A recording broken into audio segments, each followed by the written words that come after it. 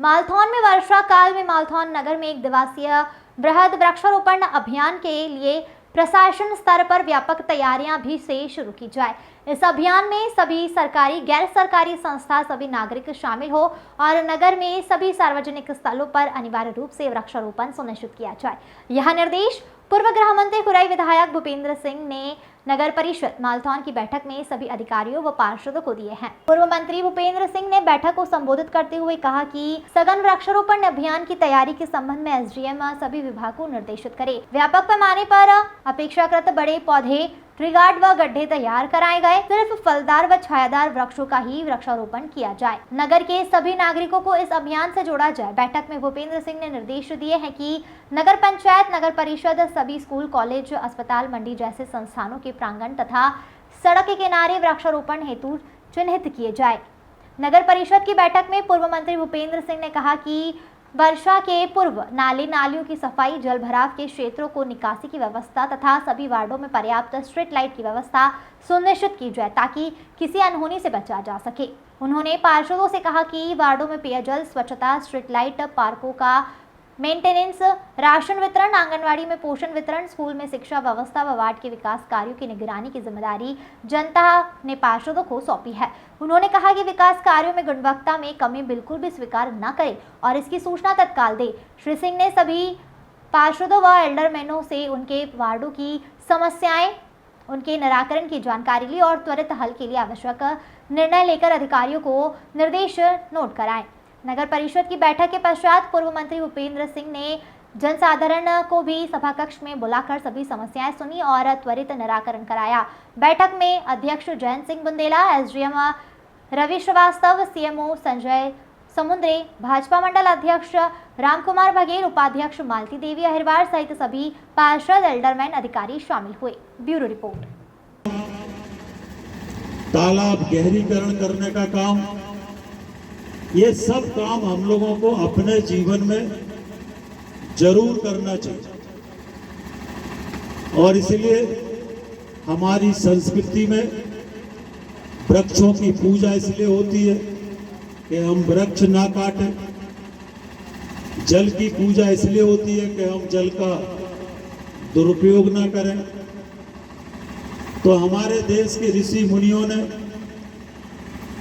हमारे जीवन से जुड़ी हर चीज को धर्म से जोड़ा है, जिससे कि पीपल के पेड़ की पूजा करना, सबसे ज्यादा अगर ऑक्सीजन किसी में होती है तो वो पीपल के पेड़ में सबसे ज्यादा ऑक्सीजन होती है। इसलिए पीपल के पेड़ की पूजा करना, आंवले की पूजा करना, आम की पूजा करना, ये सब हमारे धर्म संस्कृति में इसलिए है कि हम सब वृक्षों का पूजन करें और इसलिए आज भी हम लोग कभी पीपल का वृक्ष नहीं काटते। आंवले की पूजा होती है तो आंवले का नहीं काटते।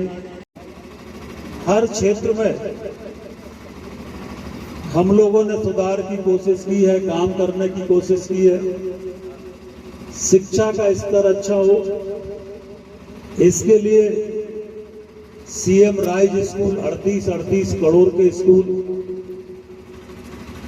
और यहाँ पर रजवांस में, बरोदिया में, दोनों जगह सीएम राइज स्कूल मंजूर हुए। बांदरी का बनके तैयार हो गया सीएम राइज स्कूल।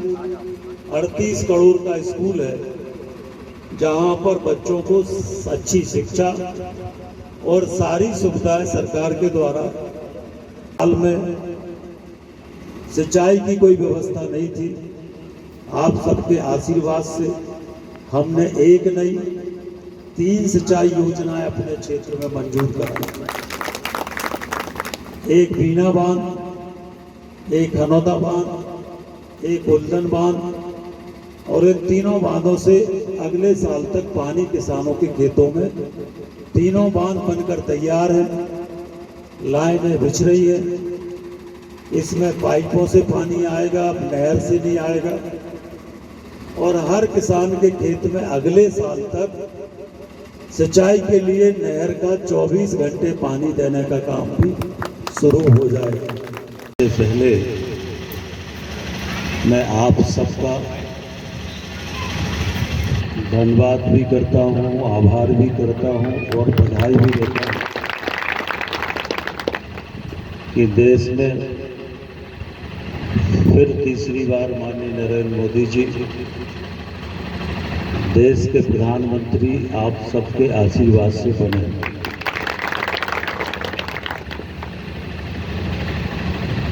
अब हम सबको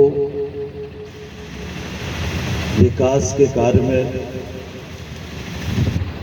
फिर पूरी ताकत के साथ लगना है और विकास की गति को आगे बढ़ाना है।